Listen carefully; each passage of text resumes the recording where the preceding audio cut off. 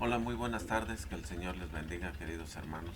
Vamos a dar inicio en esta mañana a nuestro culto del 25 de julio del 2021. Eh, un abrazo, un saludo para todos los que nos están escuchando, especialmente para la misión, los hermanos de la misión Príncipe de Paz. Les mandamos un saludo de parte de la familia Maldonado García. Y pues continuando con nuestra orden de culto, ha llegado el momento de continuar también con nuestro estudio de la carta a los Gálatas en el capítulo 5. El día de hoy nuestra lectura estuvo basada del versículo 16 hasta el versículo 21. Así es de que les pido que nuevamente abran sus Biblias y podamos leer alguna parte de estos versículos. Así es de que les doy un momentito para que puedan abrir sus Biblias y llevar esta lectura.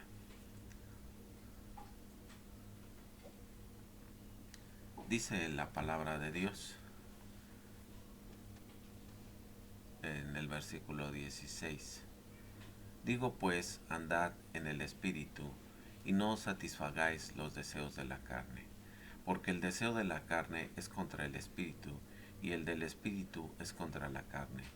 Y estos se oponen entre sí, para que no hagáis lo que querráis. Pero si os guarda, pero si sois guiados por el Espíritu, no estáis bajo la ley.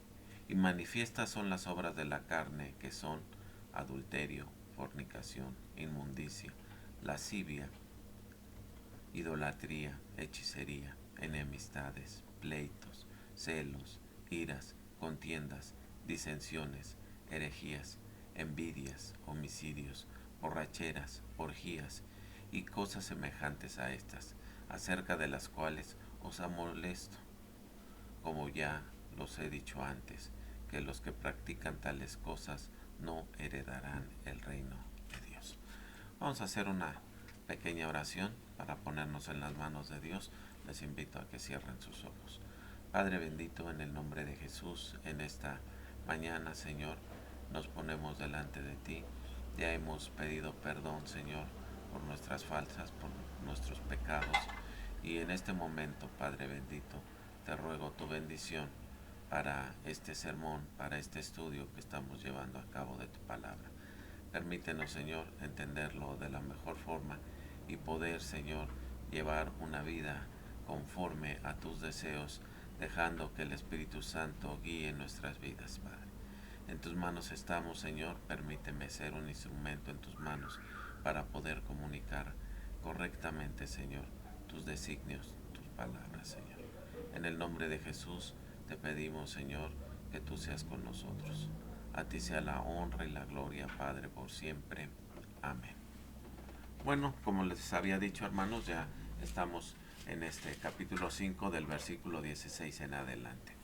En esta epístola del apóstol Pablo. Como ya dijimos, vamos a comenzar en breves momentos el versículo 16, pero antes quisiera hacer una pequeña recapitulación sobre lo que ya hemos dicho de esta epístola a los Gálatas anteriormente, para relacionarlo con esta parte de esta sección práctica de esta carta, que está titulada como la santificación por el Espíritu, que se extiende desde el capítulo 5, versículo 1, hasta el capítulo 6, versículo 10.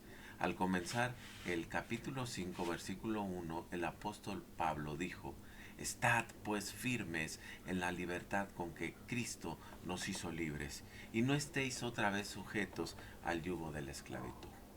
Ahora bien, ¿de qué nos ha librado Cristo entonces? Pues hay varias cosas que Pablo ya mencionó en esta epístola. En primer lugar, en el capítulo número 4, donde dice, el cual se dio a sí mismo por nuestros pecados para librarnos del presente siglo malo, conforme a la voluntad de nuestro Dios y Padre. Estimado hermano, no hay nada que usted ni yo podamos añadir al valor del sacrificio de Cristo. Nada. Él se entregó a sí mismo. ¿Qué es lo que usted podría dar? alguna cosa? ¿Puede usted agregar algo a su sacrificio? Jesús se entregó a sí mismo. Cuán maravilloso y glorioso es esto. Me faltan las palabras cuando leo un versículo como este. Cuando usted se da a sí mismo, usted ha dado todo lo que es de usted, todo lo que es usted, todo lo que tiene, su tiempo, su talento. Es decir, que usted ha entregado todo. Y Cristo se entregó a sí mismo. No puedo o no pudo haber entregado nada más. Y Pablo no pudo esperar más tiempo para decirlo. El Señor Jesucristo se dio a sí mismo por nuestros pecados. Este es el germen del tema tratado por el apóstol Pablo. Pablo continuó diciendo, para librarnos del presente siglo malo. Cristo nos ha librado de este mundo malvado. Es decir, que no tenemos que servir a este sistema. Aquí tenemos, por lo tanto, el valor presente del Evangelio que demuestra su poder y su autenticidad. El Evangelio puede librarle. Ha sido liberados, muchas gentes han sido liberados de las drogas, del control del alcohol, de los pecados sexuales. En estos casos solo Cristo puede traer libertad a las personas y esto demuestra la autenticidad del Evangelio. Es que Cristo se entregó por nuestros pecados, ocupó nuestro lugar, ocupó mi lugar y ocupó tu lugar en aquella cruz. Murió por nosotros y resucitó de los muertos para librarnos de todas las formas de esclavitud de este mundo perverso. Ahora, lo que hemos dicho hasta ahora no agota la riqueza de este versículo. Observemos que nuestra liberación fue conforme a la voluntad de nuestro Dios y Padre. Él nos puede liberar y eso no será de acuerdo a la ley. Pero, ¿qué tiene que ser de acuerdo con la voluntad de Dios? Estimado hermano, querido oyente, la voluntad de Dios es que cuando Él le salva, usted no tiene que vivir en el pecado. Él nos puede librar, Él nos ha liberado y nos liberará y lo hará según su voluntad. Está claro que la voluntad de Dios es que usted sea liberado. Luego, nosotros somos liberados de lo que somos por naturaleza. En el capítulo 2, versículo 20, usted recordará que leímos que dice el apóstol Pablo, con Cristo estoy juntamente crucificado. Esto tuvo lugar hace más de 2000 años. Y continúa diciendo, y ya no vivo yo. ¿Cómo vivo? ¿Cómo vivo entonces? Es la pregunta. Mas Cristo vive en mí. Y lo que ahora vivo en la carne, lo vivo en la fe del Hijo de Dios, el cual me amó y se entregó a sí mismo por mí. Pablo estaba diciendo que estaba crucificado con Cristo. Pero aún así vivía. Hemos dicho anteriormente que la ley nos ejecutó. No podía darnos vida. ¿Quién nos ha dado la vida? ¿Cómo vivimos? El versículo 20 nos da la respuesta del apóstol Pablo diciendo, ya no vivo yo, mas vive Cristo en mí. Estimado hermano, querido oyente, esto es lo importante. Cristo murió por mí aquí en la tierra para que yo pueda vivir allá arriba y para que Él pueda vivir en mí aquí en la tierra. ¿Usted puede apreciar lo que significa? Ya no vivo yo, mas vive Cristo en mí. Usted y yo no podemos vivir la vida cristiana por nuestras propias fuerzas, pero Cristo la puede vivir por nosotros. Y añadió el apóstol Pablo, y lo que vivo en el cuerpo, lo vivo en la fe del Hijo de Dios. ¿Qué clase de vida es esta? Es una vida de fe. Se es salvo por fe, se vive por la fe, se anda en este mundo por la fe. Esto es lo que significa andar en el Espíritu o vivir por el Espíritu. Y continuó diciendo en el versículo 20, vivo en la fe del Hijo de Dios, el cual me amó y se entregó a sí mismo por mí. Cristo me amó, pero simplemente por su amor no me podía introducir en el cielo. Se tuvo que entregar por mí. Por eso es el regalo de Dios, es la vida eterna por medio de Jesucristo. Y usted puede recibir este don, este regalo, únicamente por fe. Solamente por fe. En realidad, esto se aplica a cualquier regalo. Usted tiene que creer que el que le ofrece el regalo es sincero. Tiene que creer que le está diciendo la verdad cuando se lo ofrece y le dice, tómalo, es tuyo. Usted tiene que extender la mano por la fe y apropiarse de ese regalo antes de que pueda ser suyo. De la misma manera, Dios le ofrece a usted el don de la vida eterna por medio de Jesucristo. Ahora, Dios nos ha librado también de la maldición de la ley. En el capítulo número 3 de esta epístola a los Gálatas, en el versículo 13 leemos, Cristo nos redimió de la maldición de la ley, hecho por nosotros maldición, porque está escrito, maldito todo el que es colgado de un madero. Como acabamos de leer y explicar, la ley nos condenaba.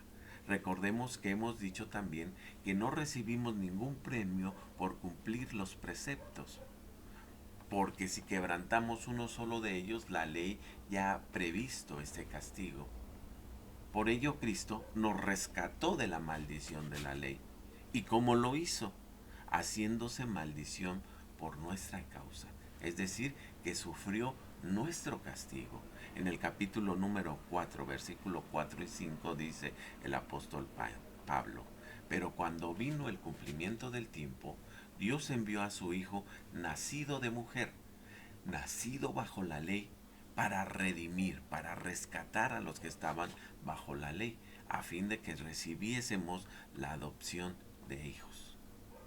Nos disponemos pues ahora a entrar en la segunda subdivisión de esta tercera sección de la carta a los Gálatas, dedicada al tema de la santificación por el Espíritu, y que declara que, habiendo sido salvados por la fe, el vivir en el Espíritu produce el fruto del Espíritu.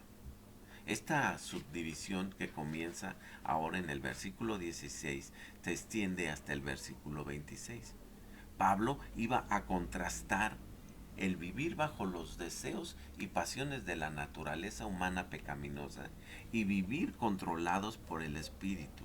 Esta sección nos da el modo de proceder. Leamos ahora el versículo 16 de la epístola a los Gálatas, donde dice, digo pues, andad en el Espíritu y no satisfagáis los deseos de la naturaleza pecaminosa. Este versículo presenta el gran principio de la vida cristiana, vivir según el Espíritu. El verbo griego para andar ya lo habíamos dicho y lo habíamos dado el significado, que es peripateo, que significa andar alrededor de o andar de acá para allá. Esta palabra griega se utilizaba en la escuela de filosofía de Atenas en Grecia, en la cual su fundador de esta palabra andaba de un lado para otro enseñando. El principio para nosotros es pues andar o vivir controlados por el Espíritu. Si así lo hacemos, no satisfagaremos en los deseos de nuestra naturaleza humana, muchos de los cuales no son inmorales esos deseos, pero se refiere a la parte puramente humana, como por ejemplo el gusto por la música y el arte en general, las obras de las personas bien intencionadas, etc. Hay muchas cosas en sí mismas que no son malas, pero pueden llegar a obsesionarnos y controlar nuestra vida, de manera que ocupen un lugar o el lugar de las cosas espirituales. Algunos cristianos pueden aficionarse tanto en un pasatiempo favorito que éste podría apartarlos o esclavizarlos completamente de la palabra de Dios. ¿Y qué diremos del control que ejerce la televisión en nuestra vida personal y familiar? Hay que aclarar que no estamos sujetos a ninguna ley que nos prohíba tales cosas. En última instancia, se trata de si somos libres para agradar a Dios y disfrutar de la vida, la familia y los bienes que Él nos da, o si estamos esclavizados a ciertas cosas que nos apartan de los valores espirituales o de aquella comunicación con Dios. Y en el plan humano, hasta nos aísla de la comunicación con los demás, lo cual está mal y nos perjudica gravemente. Ahora vamos a leer el versículo número 17. Porque el deseo de la naturaleza pecaminosa es contra el espíritu y el espíritu es contra esa naturaleza pecaminosa. Y estos se oponen entre sí para que no hagáis lo que quisierais. Lo que el apóstol Pablo estaba diciendo aquí era que los malos deseos de la naturaleza humana están controlados, están en contra más bien de los del Espíritu de Dios. Ante esta tendencia y deseos opuestos, fruto de una enemistad absoluta, el cristiano no puede hacer lo que quiere porque existe una lucha constante. El cristiano tiene una nueva naturaleza. Esto es lo que el Señor le dijo a Nicodemo allá en Juan capítulo 3 versículo 6, en el sentido de que lo que nace del cuerpo, es decir, de padres humanos, es humano, y lo que nace del espíritu es espiritual. Es decir, que el cristiano conserva su vieja naturaleza centrada en lo físico y no se liberará de ella en esta vida. Sería un error trágico pensar que pueden desembarazarse de ella, y el que así lo crea se llevará grandes decepciones. En su primer carta, en el capítulo 1, versículo 1, el apóstol Juan dijo: si decimos que no tenemos pecado, en el versículo 8, nos engañamos a nosotros mismos y la verdad no está en nosotros. Aquí el lenguaje es fuerte y se le llama mentiroso a aquel que no reconoce esta realidad personal. La Biblia nos enfrenta con la realidad de que usted y yo tenemos dos naturalezas: la naturaleza pecaminosa vieja y la naturaleza espiritual nueva. Eso es lo que Pablo describió en la última parte de la epístola a los romanos. Era su propia experiencia y sabemos que ha sido también la experiencia de muchos creyentes que viven en este conflicto, ese trastorno de la lucha entre las dos naturalezas. La naturaleza pecaminosa lucha contra el espíritu y el espíritu lucha contra esa naturaleza física, lo cual nos impide hacer cosas que nos gustaría hacer y hacer realidad nuestras buenas intenciones. Hay que destacar entonces que la nueva naturaleza espiritual se revela contra los malos deseos de la vieja naturaleza controlada por el mal. Se trata de un estado de guerra entre ellas. ¿No ha experimentado usted, querido hermano, estimado oyente, esa situación de conflicto en su propia vida?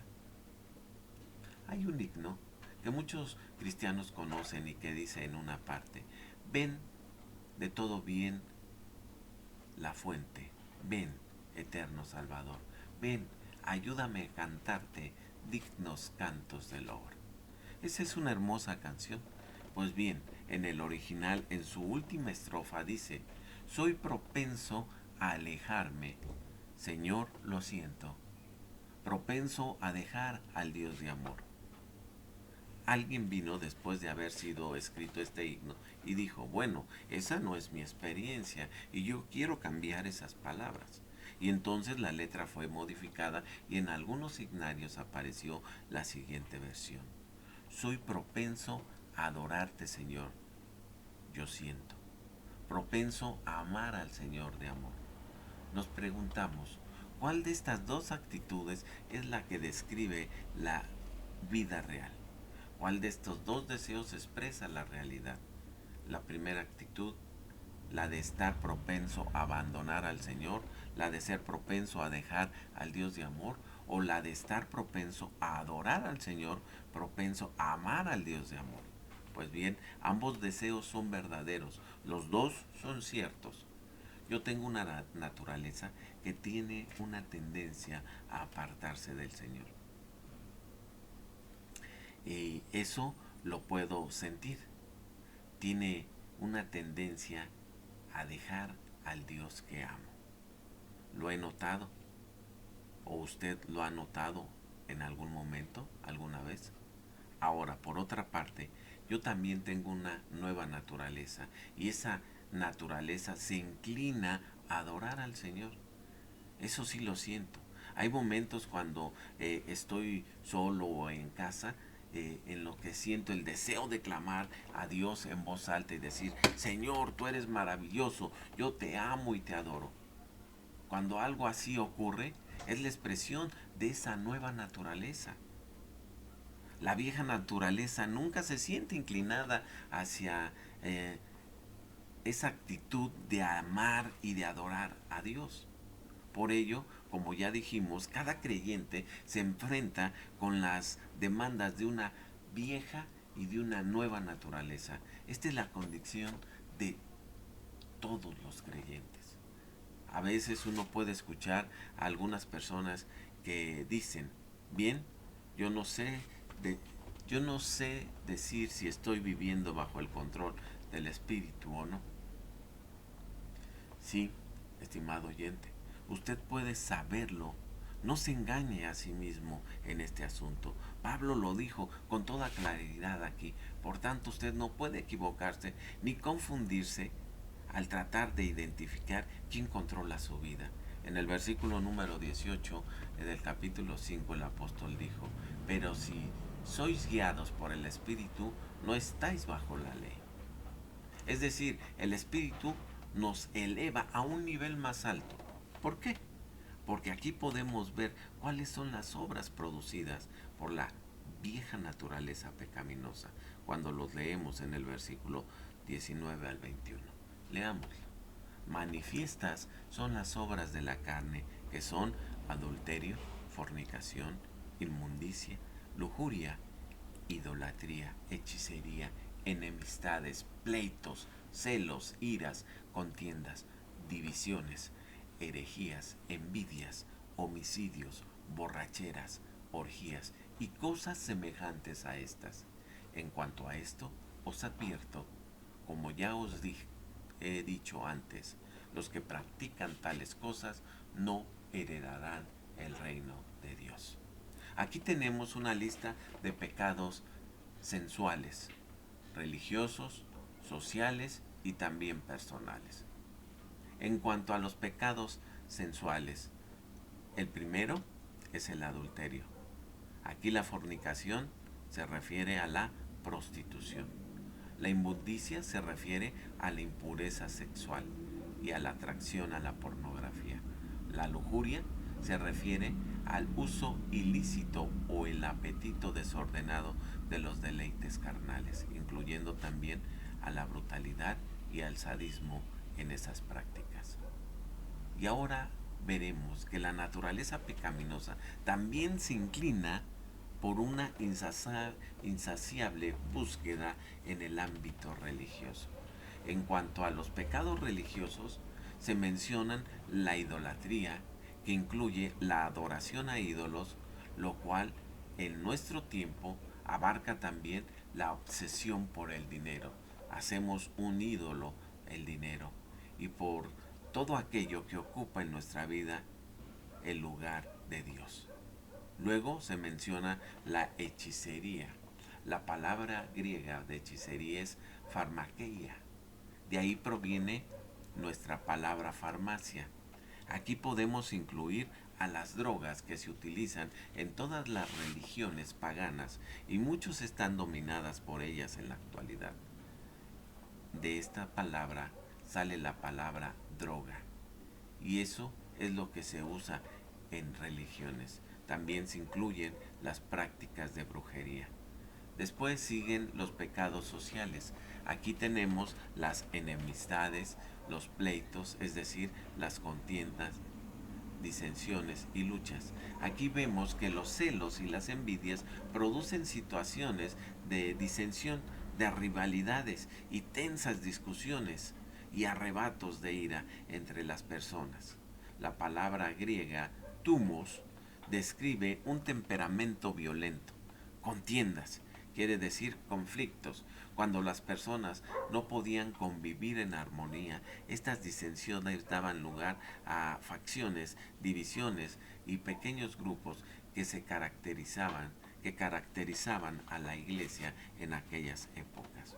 Herejías se refiere aquí a partidos y sectas, dos diferentes grupos. El término para homicidios no estaba incluido en los manuscritos, en los mejores manuscritos, quizás por estar incluido entre otros pecados, que en esta lista se mencionan. Un arrebato de ira lleva al homicidio. Recordemos que el Señor Jesucristo dijo en el Sermón del Monte que cualquiera que se enojara contra su hermano quedaría sujeto a juicio. Las últimas referencias de este apartado se dedican a los pecados personales, como lo son, por ejemplo, los excesos a la bebida, la glotonería, pero que operan no solo a nivel personal, sino también en ocasiones en convivencia social, en las que los asistentes dan riendas sueltas a sus deseos más allá de todo control. Observemos que el apóstol Pablo concluyó esta lista de las obras de la naturaleza pecaminosa con la frase y cosas semejantes a estas, que indica que él pudo haber mencionado mucho más, pero no lo hizo. Entonces, entonces él declaró que los que practican tales cosas, eso quiere decir que las practican de manera habitual y continua, diciendo, no heredarán el reino de Dios. Podemos mencionar la ilustración que presentó el Señor Jesucristo en la parábola relatada ya en Lucas capítulo 15 del Hijo Pródigo.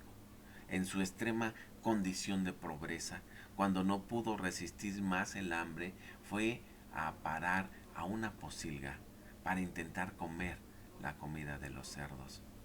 Pero no se quedó a vivir ahí. Los únicos que se quedaron a vivir ahí fueron los cerdos. Un hijo alejado de su hogar no se habría sentido cómodo, no se sentiría feliz hasta que abandonase esa pocilga.